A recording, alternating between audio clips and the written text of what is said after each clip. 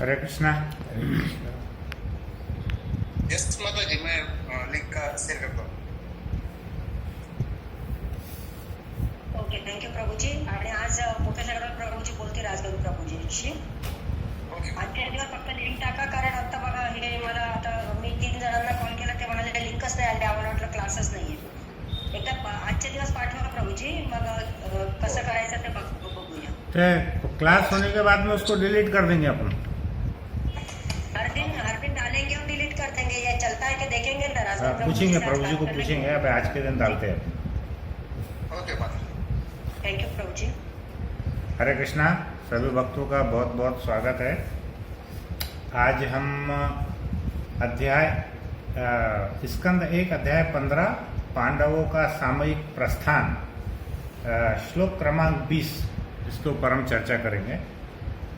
सोहम नृपेन्द्र रहितः पुरुषोत्तमेन, सोहम नपेन्द्र रहित पुरुषोत्तमेन, सख्या प्रियेण सुहृदा हृदयेन शून्यः, सख्या प्रियेण सुहृदया हृदयेन शून्या, अध्वनि उरुक्रम परिग्रहम् अंगरक्षण, अध्वन्यो उरुक्रम परिग्रहम् अंगरक्षण, गोपैर असदभीर अबलेव विनिर्जितोऽस्मि। गोपेर असिद्धि अबलैव विनिर्जितोऽस्मि। हेलो, आवाज आ रही है सबको? हरे कृष्णा। हरि हरि. आ रही है ना? हाँ।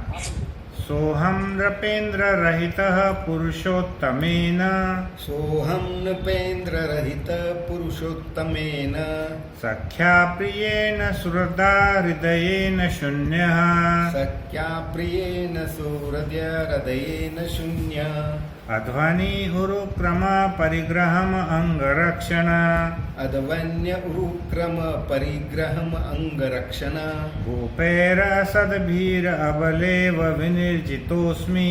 गोपेर असिद्धिरबलेव विनिर्जितोऽस्मि। तो translation and पर्पट bye divine grace AC भक्ति वेदांत स्वामी प्रभुपाद और श्रीला प्रभुपाद की जय।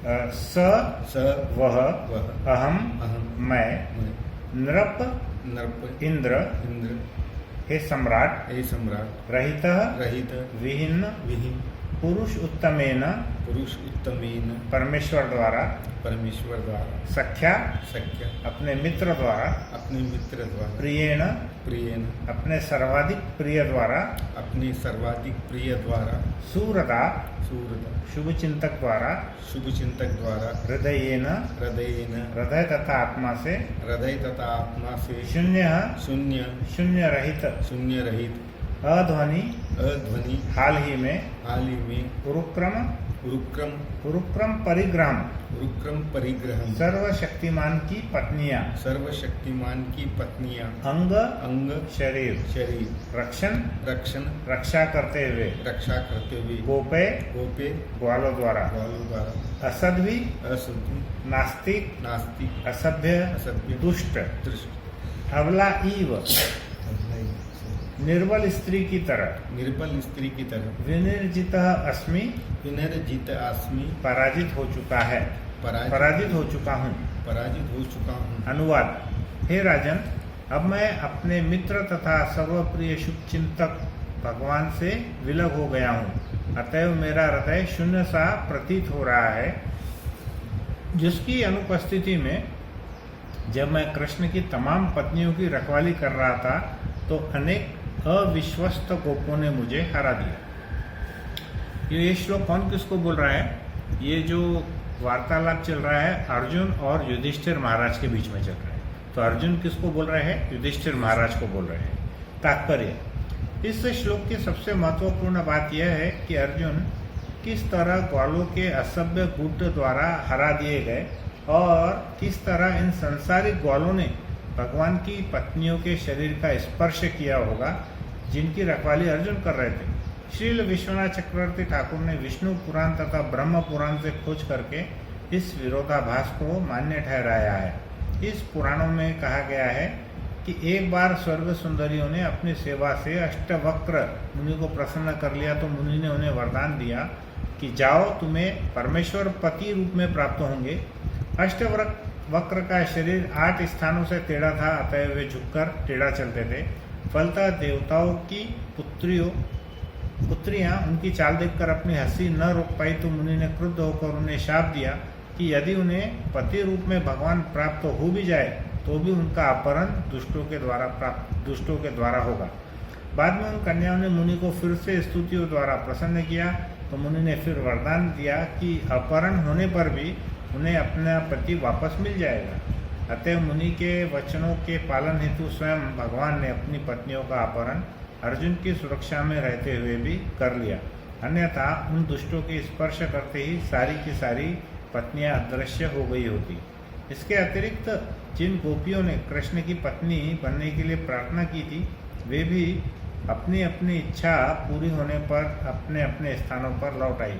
कृष्ण के प्रस्थान के बाद उन्होंने चाहा कि उनके सारे संगी भगवतधाम वापस आ जाए और वे सभी विभिन्न दशाओं में बुला लिए। ओम अज्ञानतिमिरान्धस्य ज्ञानाञ्जनशलाकया चक्षुरुन्मिलितं येन तस्मै श्रीगुरुवे नमः। श्रीचैतन्यमनोभीष्टं स्थापितं येन भूतले स्वयं रूप कदा मह्यं ददाति स्वपदान्तिकं। वन्देऽहं श्रीगुरु श्रीयुतपदकमलं श्रीगुरून् वैष्णवांश्च। श्रीरूपं सागरजातं सहगण रघुनाथान्वितं तं सजीवं साद्वैतं सावधूतं परिजनसहितं कृष्ण चैतन्य देवं श्रीराधा कृष्ण पादान् सहगण ललिता श्री विशाखान्वितांश्च। नमो विष्णुपादाय कृष्ण पृष्ठाय भूतले श्रीमते भक्तिवेदांत स्वामिनिति नामिने। नमस्ते सरस्वती देवे गौरवाणी प्रचारिणे निर्विशेष शून्यवादी पाश्चात्य देश तारिणे। हे कृष्ण करुणा सिंधु दीनबंधु जगतपते गोपेश गोपिकाकांत राधाकांत नमोस्तुते।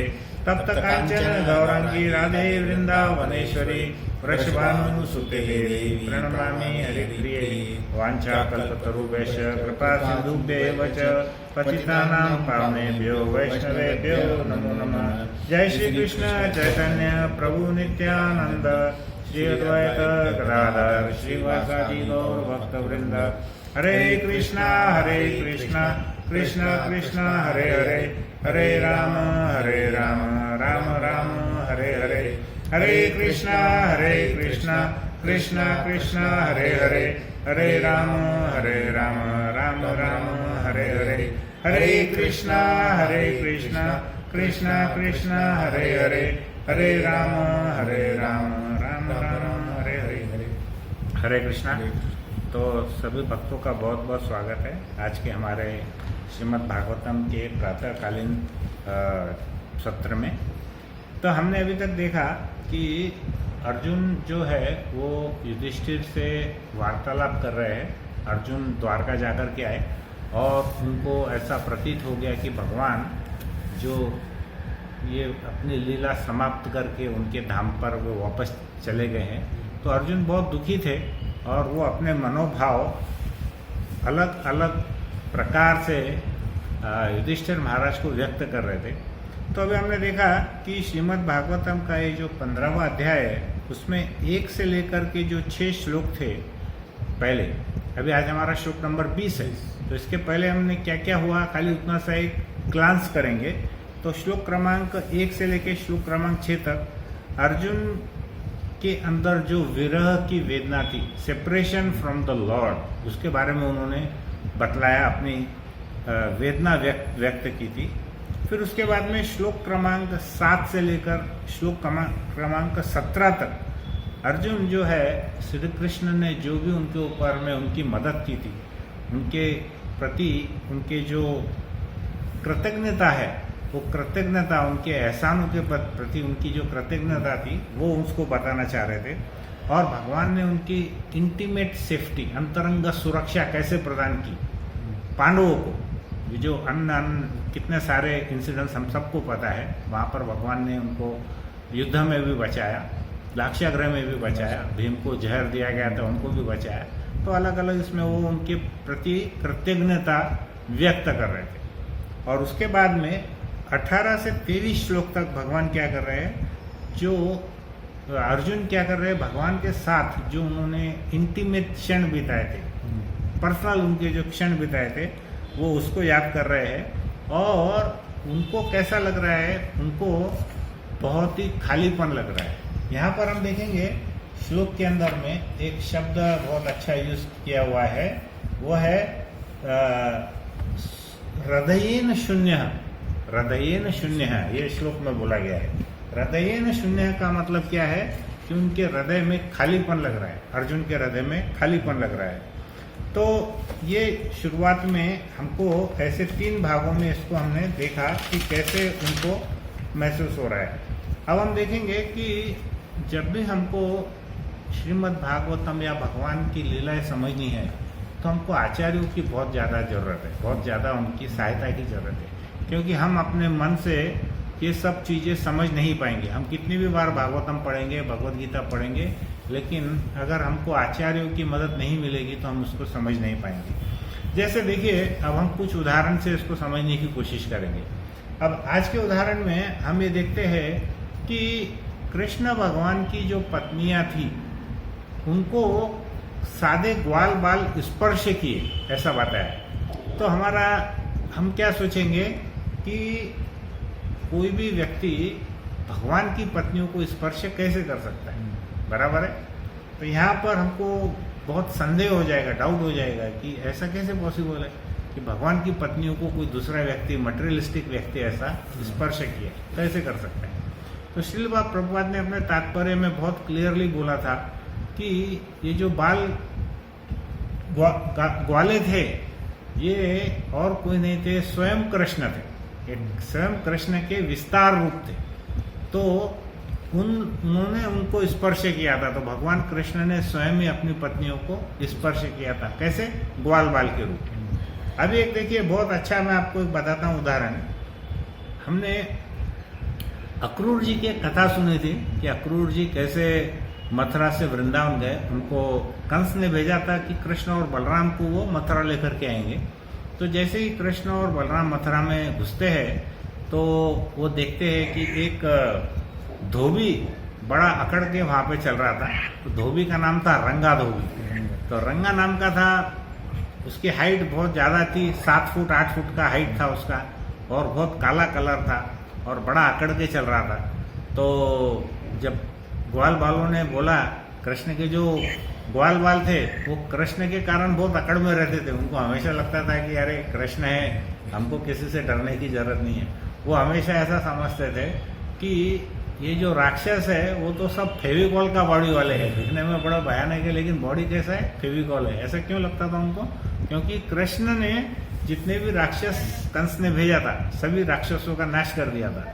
तो उनके मन में ये भावना बढ़ गई थी कि एक्चुअली किसी को हराना है तो कोई पुरुष व्यक्ति रहेगा तो उसको हराने में ताकत लगेगी।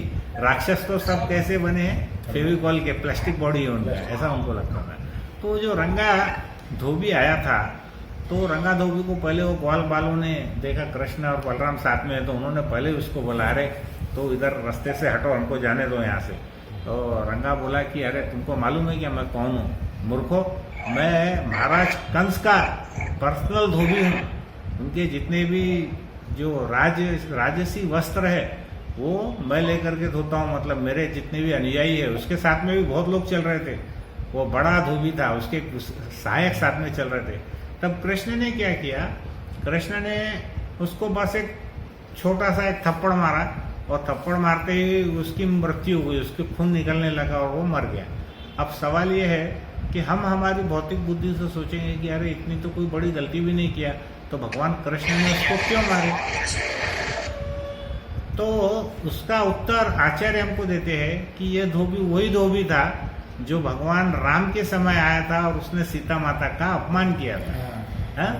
तो उस धोबी ने क्या बोला था सीता माता के समय, जब भगवान राम लाए थे, तो उसने बोला कि मैं कोई राम के जैसा थोड़ी हूँ कि कोई पराई स्त्री दूसरे घर से आएगी और मैं उसको अपना लूँगा। तो ऐसा उसने अपमान किया। तो भगवान ने क्या किया, वो जो त्रेता युग का जो फल है, जो दंड है, वो उसको कब दिया, द्वापर युग में दिया। तो ये जो बातें हैं, ये बातें हमको कब समझेगी, जब हम कोई आचार्यों से हम समझने की कोशिश करेंगे। अदरवाइज हमारी छोटी बुद्धि से हम समझ नहीं सकते हैं। उसी प्रकार से हम देखेंगे कि हमको ये जो भागवत है हमको इसको नियमित रूप से सुनना होगा। तो नियमित रूप से सुनना मतलब कैसा है, नित्यम भागवत सेवया, है ना।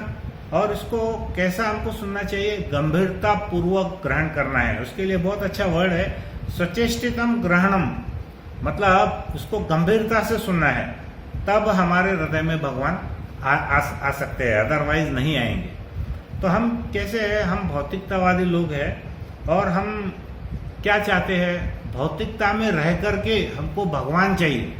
हाँ? तो उसको प्रभुपाद ने एक बहुत अच्छा वर्ड दिया है, सस्ते भक्त। सस्ते भक्त मतलब क्या है, चीप डिवोटी। मतलब वो क्या है, हृदय में हमारे पूरे भौतिकतावादी है, लेकिन हमको भगवान से साक्षात्कार चाहिए। अब हम देखते हैं ना, रास्ते में जाते समय किसी को बोलेंगे अरे भाई भक्ति करो, ये करो, तो वो क्या बोलता है हमको, अरे पहले तुम हमको भगवान के दर्शन करो, दिखाओ पहले किधर है वो, फिर हम भक्ति करेंगे। तो अब सवाल ये है, देखना चाहिए कि पहले ये उसको सोचना चाहिए कि is he qualified to see the world, उसकी क्वालिफिकेशन है क्या, योग्यता है क्या उसकी भगवान को देखने के लिए। तो ऐसे जो सस्ते भक्त है, हाँ, वैसे हमको नहीं बनना है। हमको पहले क्या करना है, भगवान से साक्षात्कार करना है, तो हमको क्या क्या करना पड़ेगा वो हमको समझना है। इसका उदाहरण हम देखेंगे, श्रीमद् भागवतम में एक बहुत सुंदर कथा थी जिसमें गोकर्ण और धुंधुकारी की कथा है। तो जो गोकर्ण और धुंधुकारी भाई थे, गोकर्ण अच्छा था, धुंधुकारी बड़ा दुष्ट था, तो उसको प्रेत योनि मिली, लेकिन उसको बाद में ऐसा समझ में आया कि मैं प्रेत योनि में फंस गया हूँ, मुझे वापस इस योनि से बाहर निकलना है। तो उसने अपने भाई को विनंती की कि मुझे इस योनि से निकालो। तब गोकर्ण ने क्या किया, श्रीमद् भागवत का सप्ताह बिठाया। तो तभी से श्रीमद् भागवत का सप्ताह चालू हुआ। और उसने क्या किया, वो जो प्रेत योनि थी धुंधुकारी की, वो एक बांस में वो घुस गया, और जैसे जैसे एक एक दिन होते जाते थे, वो बांस की एक एक गांठ खुलती जाती थी। जब 7 दिन पूरे हुए, तब बहुत बड़ा चमत्कार हुआ। भागवतम समाप्त होने के बाद में वहाँ पर भगवान का एक विमान आया और उसमें विष्णुदूत आए, और विष्णुदूत आकर के वो धुंधुकारी को लेके चले गए। अब हम सारे भक्त, सामान्य भक्त, हम सामान्य नहीं है, हम सस्ते भक्त हैं मोस्टली। मैं तो बाकी का नहीं बोल सकता।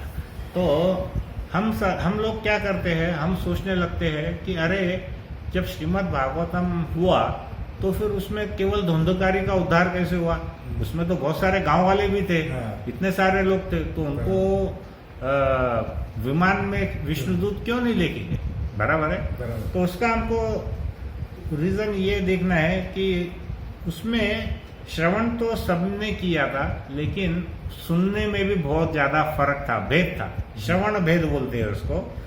तो उसका उत्तर शास्त्र में है कि सुना सबने था, लेकिन उसके ऊपर जो मनन है, वो मनन किसने किया था, केवल धुंधुकारी ने किया। हाँ, बाकी किसी ने उसके ऊपर में मनन चिंतन नहीं किया था।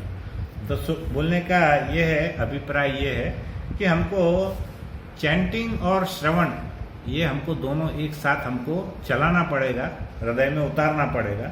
अब हमारा ये जो टॉपिक है पांडवों की सामयिक निवृत्ति, मतलब टाइमली रिटायरमेंट ऑफ पांडवा, हाँ, इसके ऊपर में हमको प्रश्न आता है, एटलीस्ट मुझे तो प्रश्न आता है कि भाई पांडवों की तो समय के ऊपर में उनका रिटायरमेंट हो गया, लेकिन मेरा रिटायरमेंट कब आने वाला है।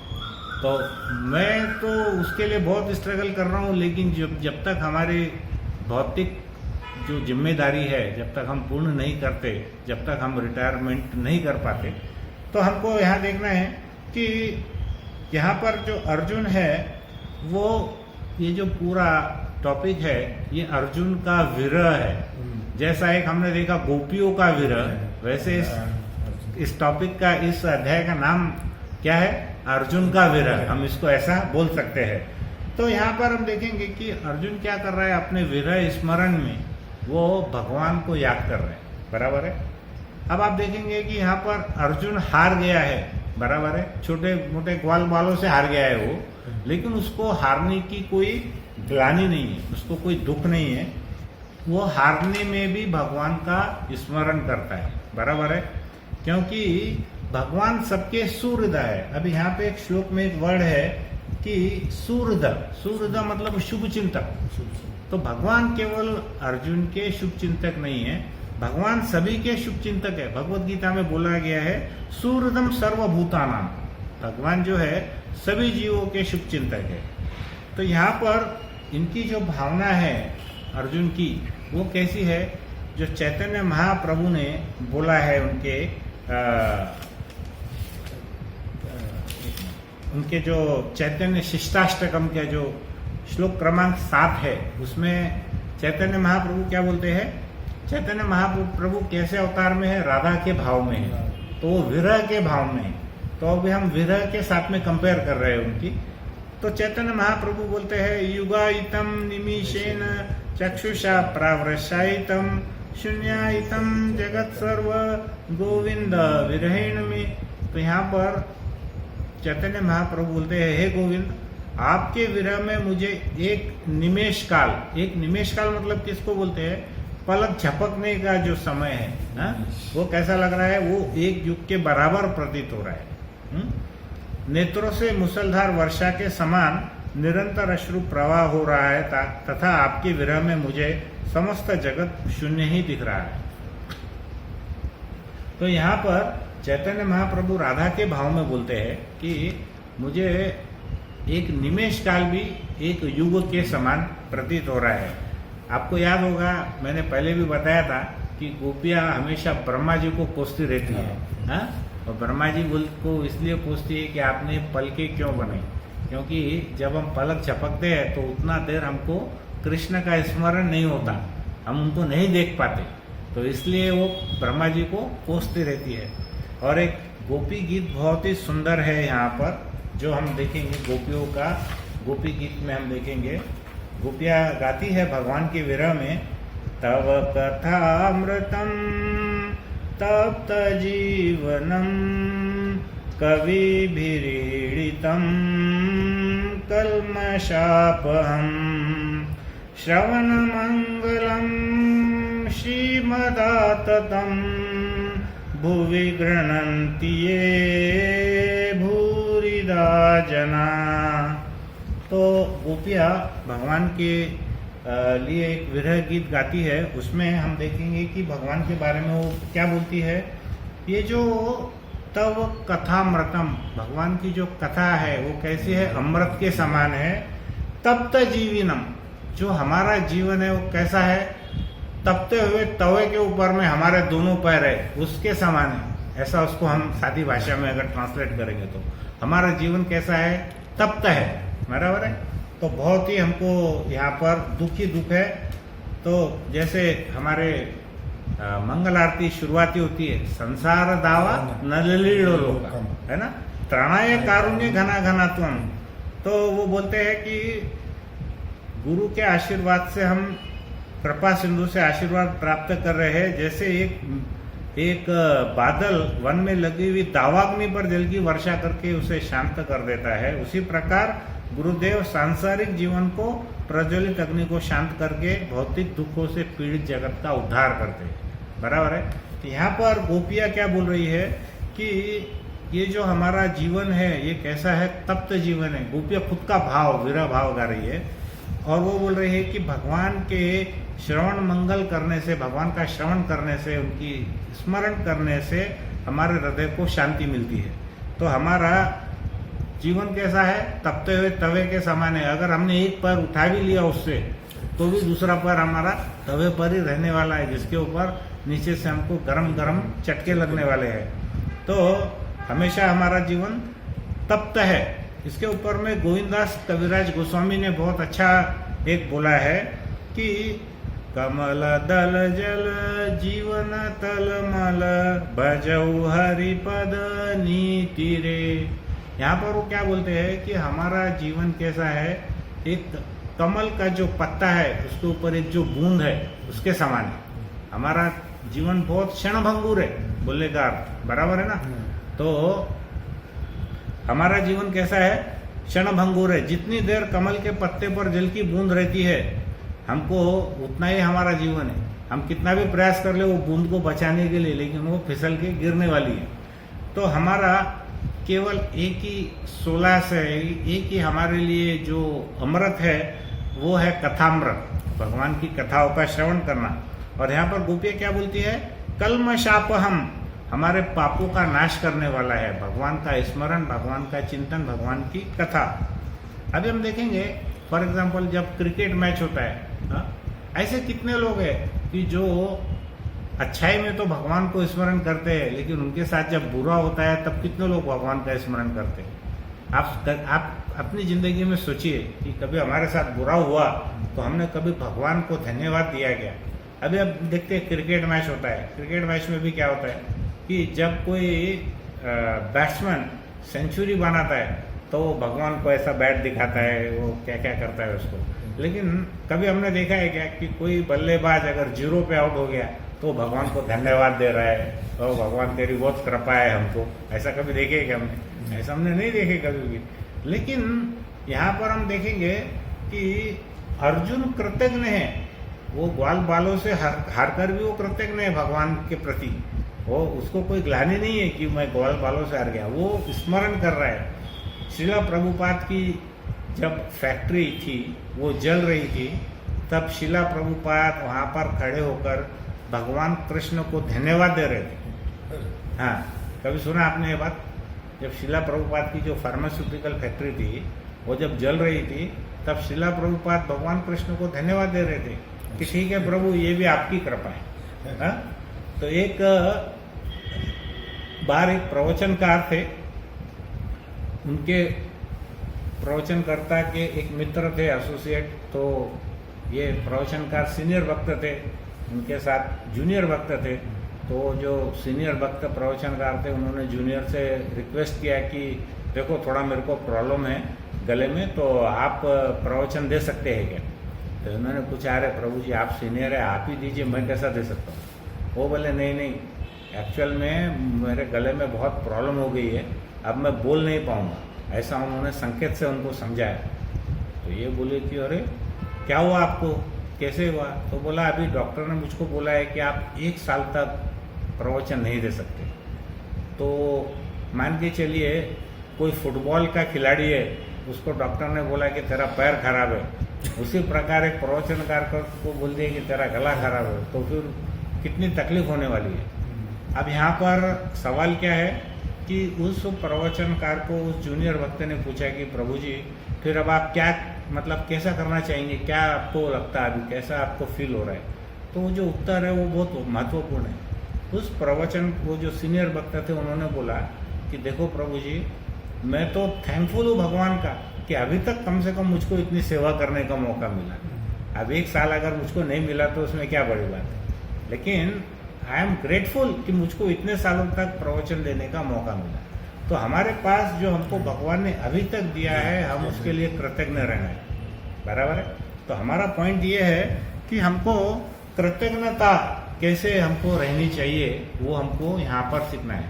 और भगवान के विरह की वेदना हमने यहाँ पर समझी।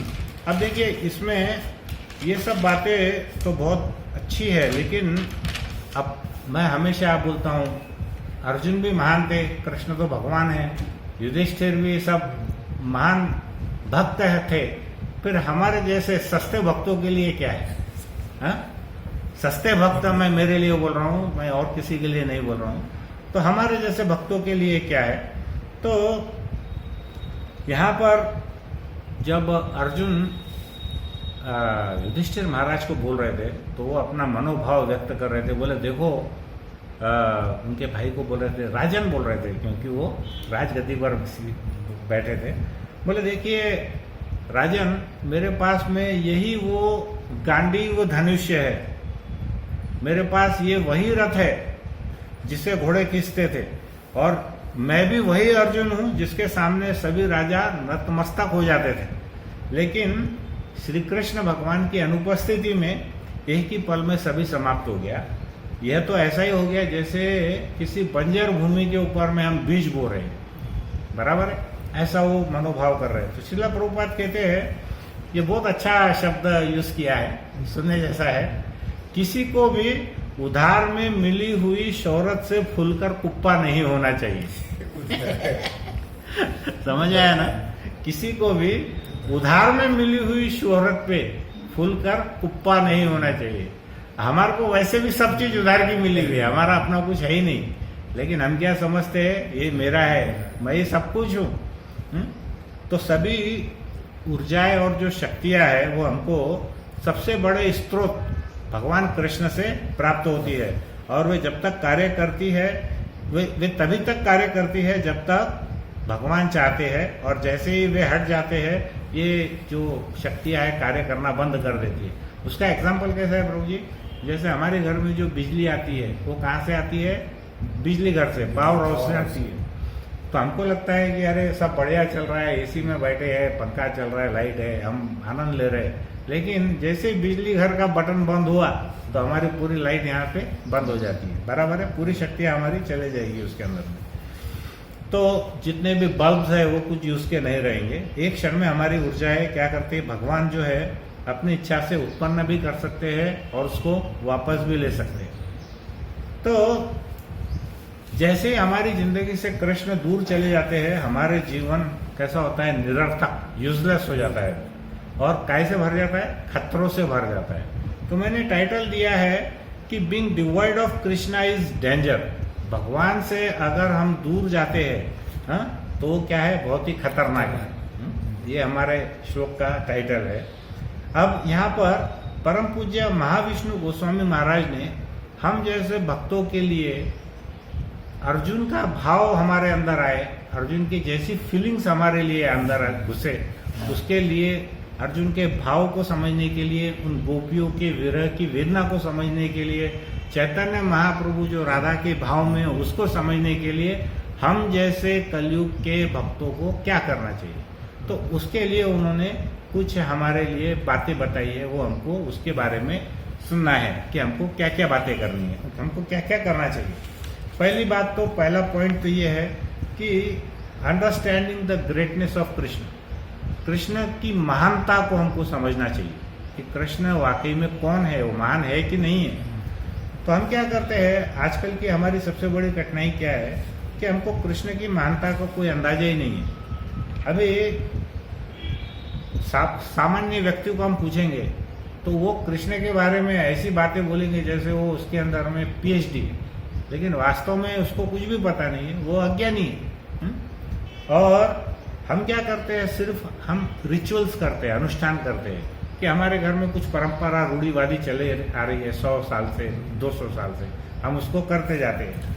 लेकिन महाराज बोलते हैं कि रिचुअल का मतलब क्या है, सिर्फ करना, हम अनुष्ठान बस करते हैं। जैसे फॉर एग्जाम्पल कोई व्यक्ति, कोई दुकानदार क्या करता है, अपनी दुकान में जाता है, एक कोने में कहीं एक फोटो लगी रहती है और उस फोटो को जा करके अगरबत्ती घुमा देता है, वो जला देता है अगरबत्ती, और वो समझता है कि मैंने बहुत अच्छी उनकी सेवा कर दी।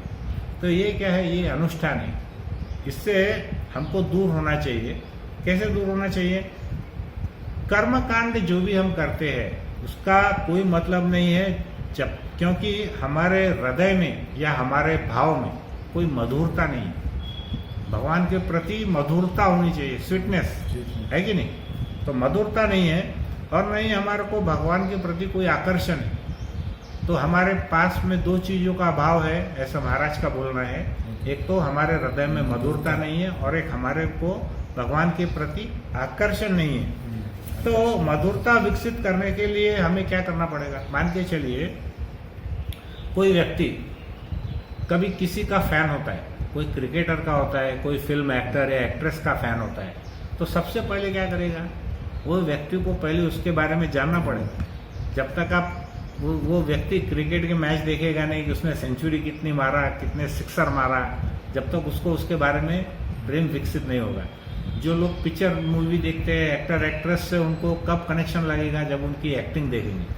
तो उस व्यक्ति को हमको जानना होगा। तो हम भगवान कृष्ण को कब जानेंगे, जब हम भगवान कृष्ण के बारे में जानना चाहेंगे, बराबर है। तो इसको जानने के लिए श्रील प्रभुपाद ने क्या किया है, हमको बहुत ही सरल भाषा में 2 ग्रंथ दिए हैं, वो है भगवत गीता और श्रीमद् भागवत। और जब हमारा ये पढ़ के हो जाएगा तब उन्होंने तीसरा ग्रंथ दिया है चैतन्य चरितामृत। अगर हम जिंदगी में ये 3 ग्रंथ पढ़ लेंगे तो हमको और कोई ज्ञान की जरूरत ही नहीं है। तो भगवत गीता हमको क्या सिखाती है कि जिंदगी में हमको व्यवहार कैसा करना है, व्यवहार कैसा करना चाहिए, how to behave in this world, और हमारे जीवन की गुणवत्ता मतलब क्वालिटी को हम कैसे सुधारें। हाँ? हमें कैसे खाना चाहिए, कैसे सोना चाहिए, कैसे भगवान की अर्चे विग्रह की पूजा करना चाहिए, क्या नहीं करना चाहिए और क्या करना चाहिए, ये हमको भगवान कहाँ बताते हैं, भगवत गीता में। और श्रीमद् भागवतम में भगवान किसका स्पष्ट वर्णन करते हैं, श्री कृष्ण का। भगवान श्री कृष्ण का वर्णन कहाँ पर है, श्रीमद् भागवतम। तो इसको हमको दोनों को समझने का प्रयास करना है, अन्यथा क्या हो जाएगा, हम वही भागवतम कथा के वो गांव वाले बन जाएंगे कि जिसको लेने पुष्पक विमान कभी नहीं आने वाला है। बराबर है कि नहीं। धुंधकारी इतना दुष्ट होते हुए भी उसने भगवान का चिंतन मनन किया, इतना ध्यान से सुना, तो उसके लिए भगवान ने विमान भेज दिया। तो हम धुंधकारी जैसी प्रवृत्ति के रहते हुए भी अगर हम श्रीमद् भागवतम का ध्यान से श्रवण करेंगे, भगवत गीता को हमारे जिंदगी में उतारेंगे, तो निश्चय ही हमको हमारी हालत तो अजामिल से बेहतर ही है कि जिसको लेने के लिए लास्ट में क्या हुआ था, यमदूत आते आते विष्णुदूत उसको ले गए। तो हम थोड़े से स्लाइटली बेटर है धुंधकारी से।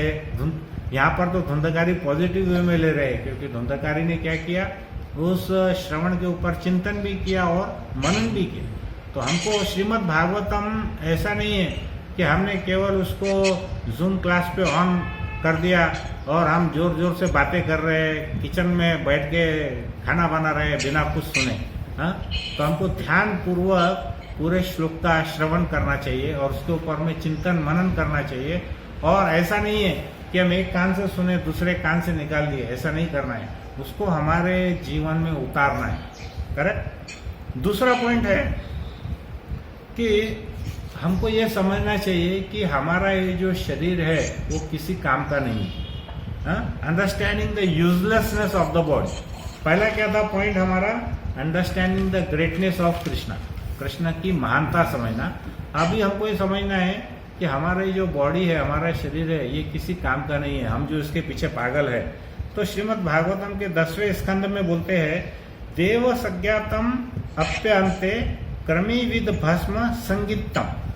जीवन रहते हुए कोई अपने शरीर पर बहुत गर्व करता है, बराबर है। जैसे बहुत बड़ा आदमी है, कोई मंत्री है, राष्ट्रपति है, वो अपने आप को बहुत बड़े समझते हैं या अपने आप को देवता तक भी मान लेते हैं। किंतु वही व्यक्ति जब मरने के बाद में क्या होता है, या तो उसका शरीर कीड़े खाते हैं, या उसका शरीर मल में बदल जाता है, या राख में बदल जाता है। यदि पशु पक्षी खाते हैं तो वो मल में बदलता है, यदि उसको अग्नि में जला दिया जाए तो राख में बनता है, और यदि उसको गाड़ दिया जाए तो उसको कीड़े खा लेते हैं, बराबर है। तो हमारा शरीर क्या है, अंत में एक मुट्ठी राख ही है। तो इसलिए हमको इतना उसके बारे में गर्व होने की कोई जरूरत नहीं है। तो हमारी कीमत कब तक है, जब तक हमारे अंदर सांस है, जब तक वायु का आदान प्रदान है। और ये जब वायु का आदान प्रदान देने वाले कौन है, पूरे ब्रह्मांड में भगवान कृष्ण है ना। अदरवाइज ये हवा के बिना हमारी जो बॉडी है वो किसी काम की नहीं रहेगी। हम देखते हैं मृत्यु के बाद में शरीर तो वहीं पड़ा रहता है, लेकिन उसकी कीमत कुछ भी नहीं है। तो जैसे एक गुब्बारे में हवा भरते हैं तो गुब्बारा क्या करता है, उड़ जाता है, और उसको जैसे ही एक पिन मारते हैं तो फुस होकर पूरा नीचे जमीन पर धराशायी हो जाता है, गिर जाता है। लेकिन यहाँ पे महाराज बोलते हैं कि हमारे शरीर को तो सुई की भी आवश्यकता नहीं, बराबर है। जैसे ही भगवान कृष्ण हमको अस्वीकार करेंगे, उसको बोलते हैं त्वद उपेक्षिता नाम, हमारी उपेक्षित करेंगे, उपेक्षा करेंगे, हमारा शरीर वहीं पर समाप्त हो जाएगा। तो सारी गति हमारी जो वायु के कारण है, चाहे शरीर में है या ब्रह्मांड के कारण है। अभी हमारा जो हृदय है वो क्या करता है, प्रति घंटे जो 5 लीटर खून है उसको वो शुद्ध करता है। 5 लीटर खून प्रति घंटे, जब तक हम जीवित हैं तब तक, है ना।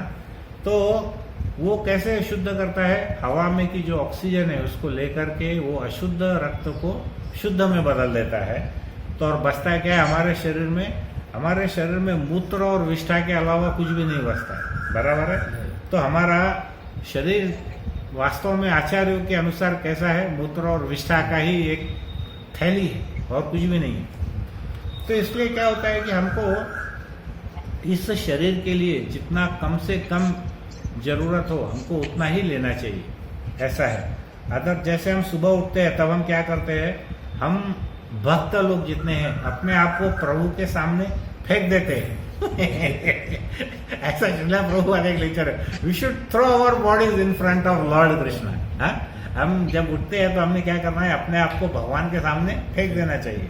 हाँ, और इसको क्या बोलते हैं, इसको बोलते हैं ह्यूमिलिटी, मतलब विनम्रता। और इसी विनम्रता के कारण हमारे शरीर का आध्यात्मिक पोषण हो रहा है, बराबर है। यहाँ पर आप देखेंगे, अब हमको ये समझना है कि आध्यात्मिकता का हमारे शरीर पर और हमारे भौतिक जीवन में कि उसका क्या प्रभाव होता है, ये बहुत इम्पोर्टेंट चीज है। अब देखिए, हमारे जो हम भक्ति करते हैं उसका हमारे शरीर पर भी क्या क्या असर होता है वो भी हम समझेंगे। कि जैसे ही हम विनम्र हो जाते हैं हमारा शरीर स्वस्थ होने लगता है, बराबर है। अगर आप विनम्र रहेंगे तो आपका शरीर स्वस्थ रहेगा, और जैसे ही आप अभिमान करेंगे तो आपका जो ब्लड का सर्कुलेशन है, रक्त संचार, वो कैसा हो जाएगा, असामान्य हो जाएगा, सामान्य नहीं रहेगा। क्योंकि क्या होगा, ऐसा क्यों होगा, अभिमान आने से क्या होने वाला है मालूम है, भौतिक जगत के जो 6 शत्रु है, काम क्रोध मद लोभ मोह मत्सर, वो क्या करेंगे, आपका रक्त संचार को रोक लेंगे, और फिर हम क्या हो जाएंगे, उसके बाद हम किसी न किसी प्रकार से बीमार होने वाले हैं। तो इसलिए हमको सबसे पहली इम्पोर्टेंट स्टेप क्या है कि हमको गर्व रहित होना है। तो यहाँ पर आध्यात्मिक ज्ञान जब हमको प्राप्त करना है तो हमको बहुत विनम्र होना चाहिए। महाराज हमेशा बोलते हैं, तृणादनी सुनीचेन, तृणादपि सुनीचेन तरोरपि सहिष्णु नाम अमानी न मानदेन कीर्तनीय सदा। तो हमको कैसा होना चाहिए, जो एक घास का तृण है उससे भी ज्यादा हमको विनम्र होना चाहिए, और एक वृक्ष से भी ज्यादा सहनशील होना चाहिए। और हमको क्या करना है, दूसरों को मान देना है, और हमने अपने आप को मान सम्मान की अपेक्षा नहीं रखना चाहिए। तो ये अभिमान और आध्यात्मिक प्रगति दोनों क्या है, एक दूसरे के दुश्मन है। वो दोनों अगर साथ में रहे तो वो एक साथ कभी चल नहीं सकते। तो जो वास्तव में हम्बल है, नम्र है, वो भगवान कृष्ण के पास आराम से पहुंच सकते हैं। और जिनमें विनम्रता नहीं है वो यहीं पर धरती पर ही सड़ने वाले हैं 84 लाख योनि। फिर हम कितनी भी माला करें, कितना भी जप करें, अगर हमारे अंदर नम्रता नहीं है, हमारे अंदर ह्यूमिलिटी नहीं है, हमारे अंदर अहंकार है, तो अहंकार और आध्यात्मिक प्रगति साथ साथ कभी भी चल नहीं सकते। तो इसलिए हमें क्या है, निरंतर भगवान के स्मरण करने की आवश्यकता है। हमको अपनी औकात मालूम होना चाहिए। जैसे मैंने कहानी बताया था, उस दिन एक राजा था, बहुत ही धनाढ्य राज्य था उसका। एक उसका कमरा था जिसके अंदर में बहुत सारे हीरे जवाहरात, सोना था, चांदी की वैल्यू नहीं थी उसमें, हीरे जवाहरात थे। उसकी जो सीढ़ियाँ थी महल की, वो भी सोने की थी। और राजा क्या करता था, रोज जाता था और वो उस कमरे में जाकर के कुछ तो चीज देख करके आता था। कोई संदूक खोलता था और देख के आता था।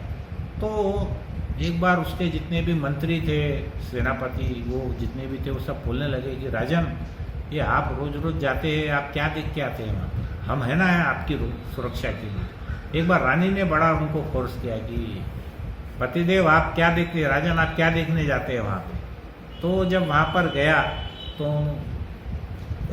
अपनी रानी को लेकर के गया।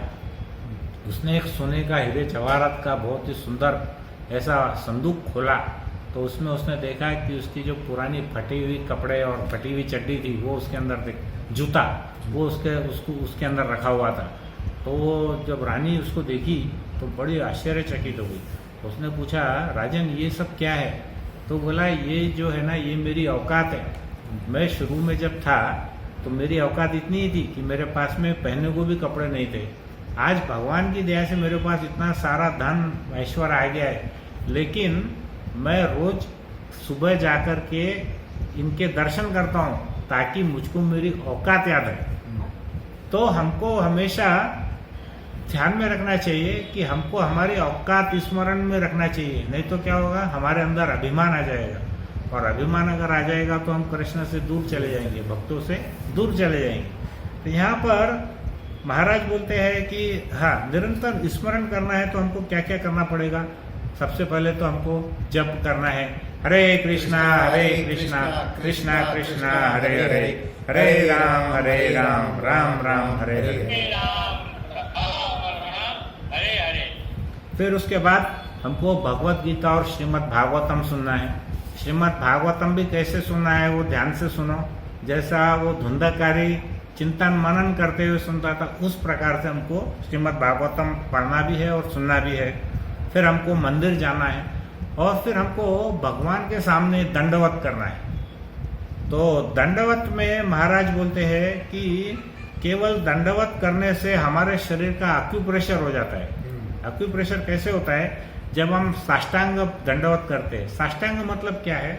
हमारे शरीर के 8 महत्वपूर्ण अंग जो जमीन से, पृथ्वी से, भूमि से स्पर्श होते हैं, तो उसके बाद में क्या होता है, वो जो 8 बिंदु जब दब जाते हैं तो उसमें ऊर्जा उत्पन्न होती है। तो हम जितना ज़्यादा दंडवत करेंगे हम उतने ज़्यादा स्वस्थ रहेंगे।